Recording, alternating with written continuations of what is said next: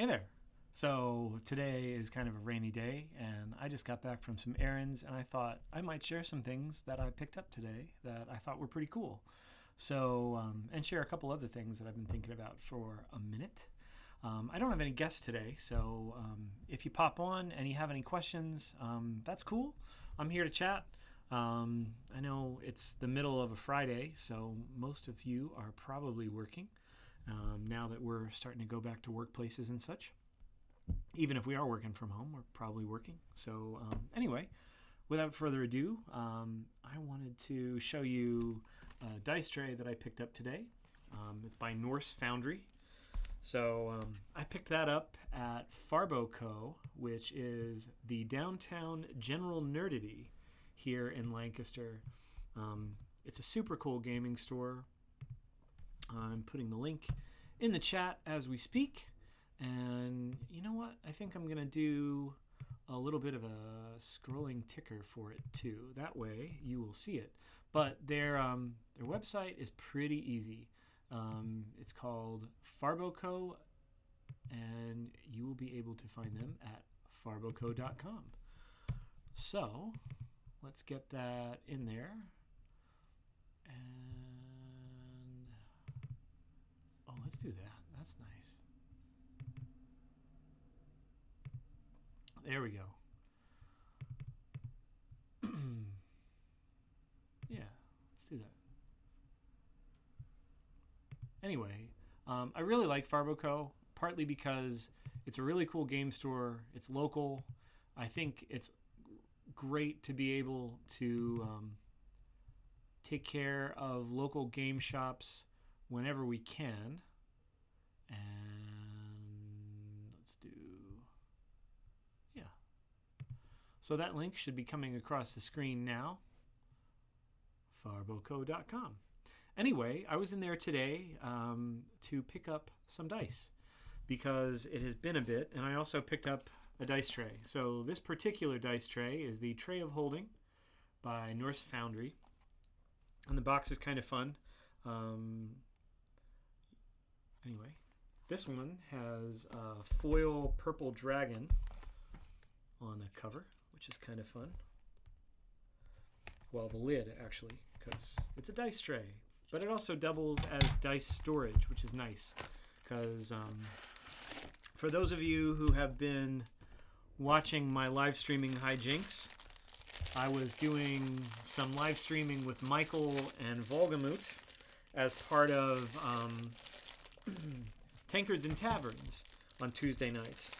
And I left a set of dice, well, several sets of dice there for his use and the use of the rest of the party.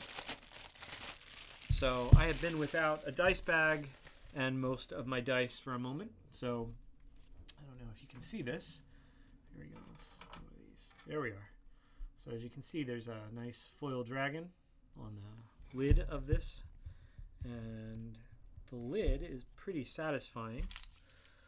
Silica gel. Don't eat it. It's a bad idea. And inside, you can see that there's not only another ad for Norse Foundry, but there's a little rolling area, and there's a little bit of dice storage around the sides. So let's see how that goes. I dig that. So nice surface, like plenty of room for dice to kind of move around in there.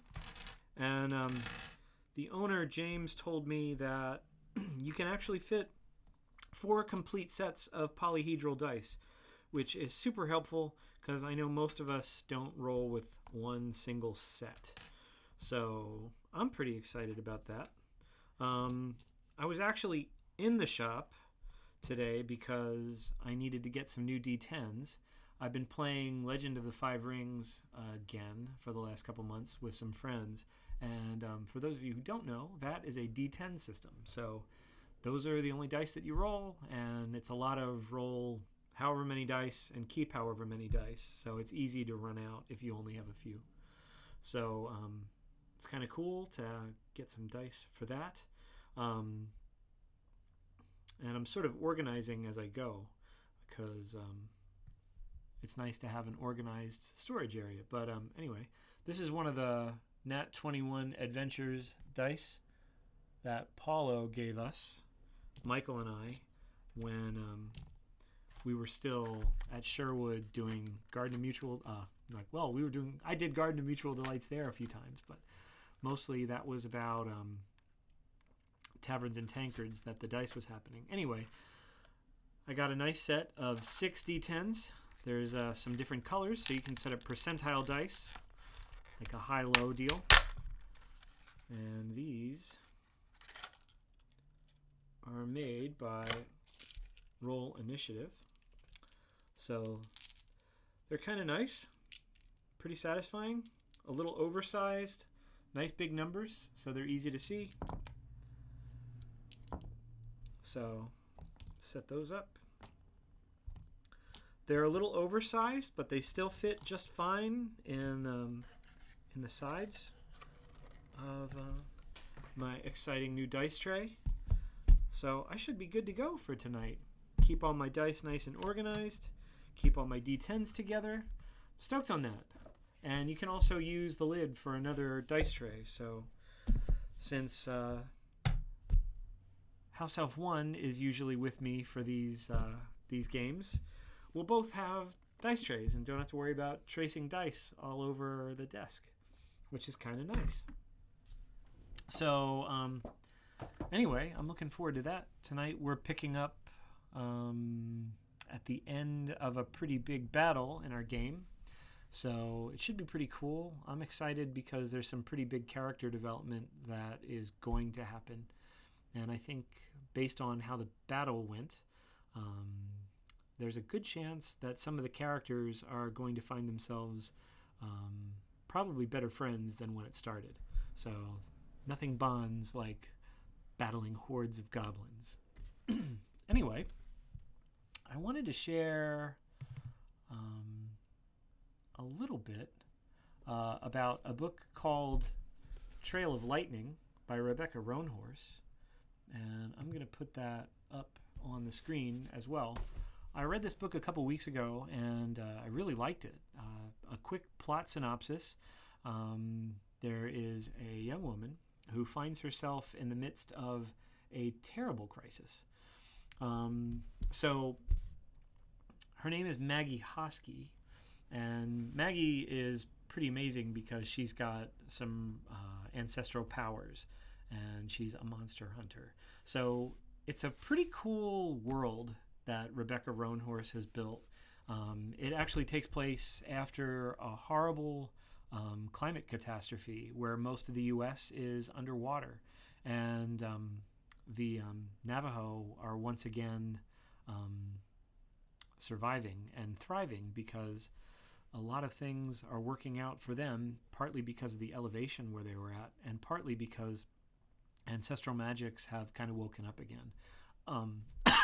For those of you who are fans of Shadowrun, there's some similar ideas, although like the giant megacorps, that's all gone. So it's an interesting post-apocalyptic world, and it's actually a series. So the second book, Storm of Locusts, is on its way to my house now and should be arriving sometime next week.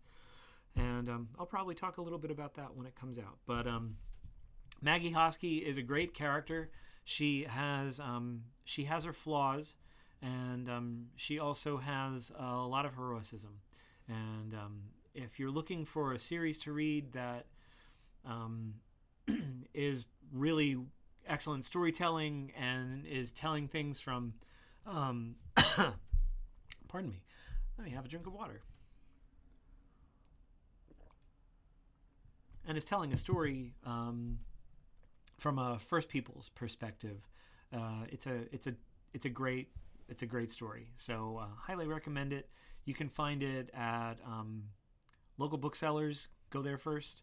But if you can't do that, go to Powell's in Portland, Oregon. They are one of the largest independent bookstores in the world. And Jeff Bezos has enough of our money already. So anyway, I hope everybody is having an excellent Friday, and I just wanted to share a couple fun little things that I picked up on some errands today, and hopefully I hope you check out Farboco, and I hope you check out Trail of Lightning. Some really fun stuff, and I will see you all Monday night right here on the Subaltern Project Twitch channel at 8 p.m. Eastern on Monday, and I'll have a really fun program of some originals and some covers and a lot of songs that have not been on the Monday night live stream in quite a little while. I was actually given a gift of a new instrument, and I'm really excited at some of the tonal possibilities that it is going to offer me. So I will be debuting that on Monday night, and I think I'm really excited about how a lot of the stuff that I've been playing for a while sounds.